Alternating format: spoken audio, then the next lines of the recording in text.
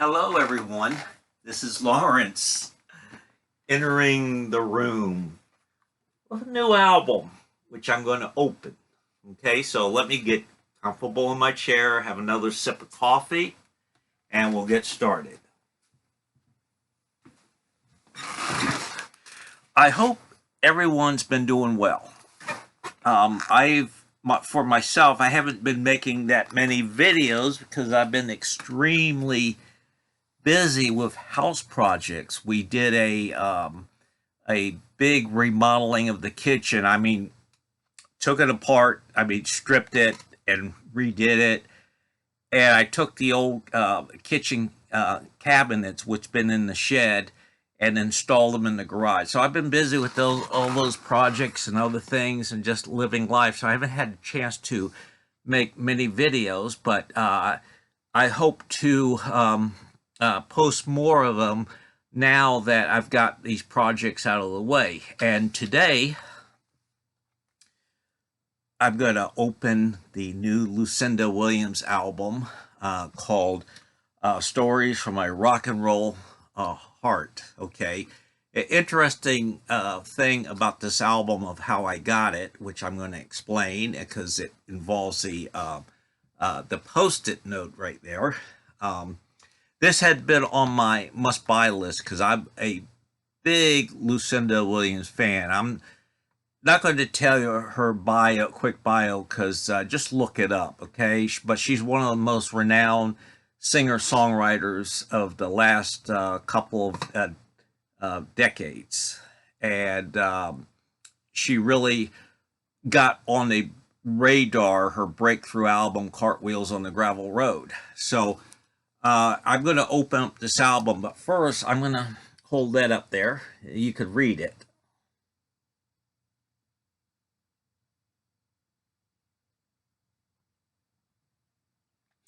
So this was a gift from a friend because I helped him out and gave him some rides because he had car problems. And I wasn't expecting anything. I doing it out of friendship and all that. And to me, the award or gift was to help a friend out, okay?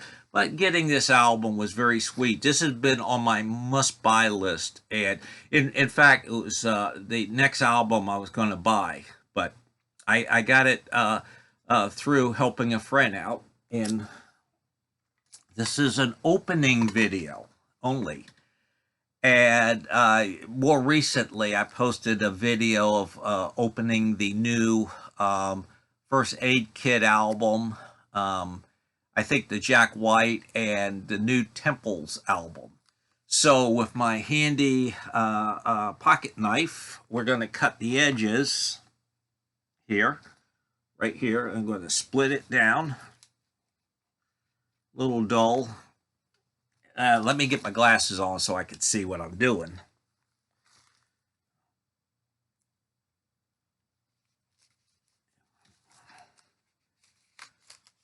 Got it split. And what I'm going to do is slide the shrink wrap off, right, like that.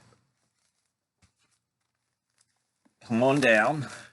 And I'm going to keep a Post-it note, and along with the shrink wrap with the promotional sticker, because I'm a completist, and the Post-it note will a little documentary of how I got the album as a gift, okay? And I'll fold that shrink wrap out and insert it into the jacket there. Great cover, and this font reminds me a bit of the Bruce Springsteen album, Wrecking Ball. Hold on one second and let me grab that album. Okay, I'm back. I don't know what you call this font. I just call it whitewash brush painting, okay? If somebody took a paintbrush, dipped in a can of paint, and wrote it on there. And the Bruce Springsteen album, when this came out maybe about 10 years ago, Wrecking Ball, it has the same type of font. So I've noticed similarities there. And Bruce Springsteen is actually on this album. He does backing vocals, I think, on 2 tracks. New York Comeback and another song. Okay, there's 10 songs on here, but let's look at the album since this is an opening album, opening video for the album, and we're going to fold the gate, open up the gatefold, and wow, look at that. Then let me take a view of it myself. Oh yeah. There's Lucinda right there. And I believe that's the Empire State Building. Okay. And New York Comeback is one of the songs. So there's a photo of her up on the rooftop with the skyline in the background. And there's Lucinda. Okay. So that's pretty cool. Let's take the album out. Whoa, the cover got away from me. It's getting away from me. Oh my. See if there's no download card. It seems like the trend is they're getting away from download cards, which is a shame. But here's the inner jacket, you know, with the lyrics and all the credits of what musicians played or what, where it was recorded, all who was involved with the making of this album. And it's on Cobalt Blue LP. I never heard of that color, but it's like, I guess it's like a shade of blue. So we'll slide the album out. There we go. 10 tracks. And there you go. I have been listening to the album on Spotify, and I was going to get it, purchase it. But as I explained, this album ended up being a copy of it, a gift from a friend. And so that's very exciting. Just a few thoughts about the album itself, because I've been listening to it on Spotify. And any artist who puts out an album that I really, really, really, really like, I will support that album, artist, by the purchase of that album to show my support, me saying, you have put out a work that's worthy of me putting out some money to buy it, you know. So I support your efforts. So that's great. I have about 4 albums, and this makes 5 of her albums in the vinyl 180 gram format. You know, I absolutely adore her music, and I always look forward to each album. She never put out a bad album. So Lucinda had a stroke, I think about a year and a half ago, and it limited her ability to play guitar. But fortunately, the stroke did not affect her speech. Thus, her singing's intact. It's stronger than ever. This is like just a really good, solid rock and roll album. The songs seem a little bit more fun than serious, you know. The first track, Let's Get the Band Back Together, as she described it, it's about, you know, coming out of COVID, lockdowns, and hey, let's get together, you know, we can get together again, let's get the band back together. And that's a strong song out of the gate. New York Comeback has Springsteen on backing vocals, a touching tribute to Tom Petty, who she was good friends with, on the 5th track, Stolen Moments. And Rock and Roll Hearts. This entire album's really great. It's it's a rock album that's a little bit more,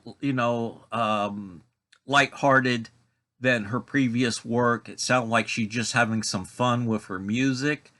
Um, I noticed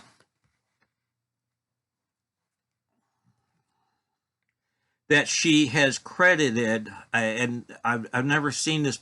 She had done this before. Every song she gives songwriting credits to Tom Obi, her husband, who's a musician who has produced a number of her albums, and T. Steppens. Uh, I guess he's involved with the album too, of course, because he's um, been credited co-writing most of the songs. And there are others too. So I guess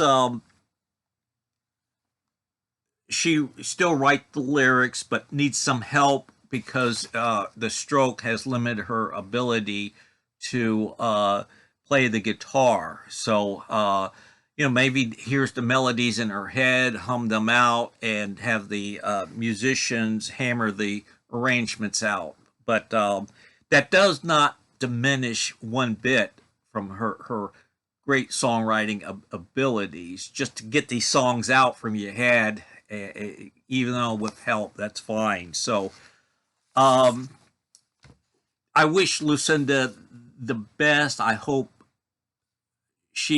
her recovery continues, that she'll improve. But she is out on the road doing shows, and so still very active making music. And also, she put out a bio. It's all kind of ties a book of her life, which I haven't read yet. I'm not a big reader, but from the books behind me, you would think otherwise. So I'm looking forward to putting this bad boy on the turntable and, hearing the warmth, the vinyl itself, as opposed to hearing it digitally. So I hope you liked this video.